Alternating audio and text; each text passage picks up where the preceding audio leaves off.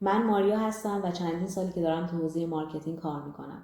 اما یکی از چیزهایی که تو این سالها همیشه کنار کار ماها بوده کنجکاوی درباره زندگیه و فکر میکنم که کلا این کنجکاوی است که مسیر راه آدم‌ها رو از هم دیگه جدا میکنه.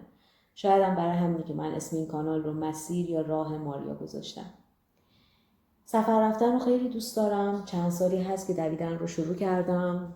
کتاب زیاد میخونم و اگرم وقت بکنم گاهی مینویسم. اما چرا این کانال رو راه انداختم؟ شاید برای اینکه بتونم بخشی از این تجربه ها و کارهایی که یاد میگیرم و با شما به اشتراک بذارم.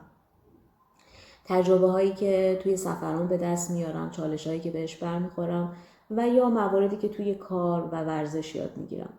امیدوارم که محتواهای این ویدیوها برای شما جذاب باشه و منو توی این مسیر همراهی کنید. شروع ویدیوهای این کانال در مورد سفر چند هفته‌ای من به گرجستانه.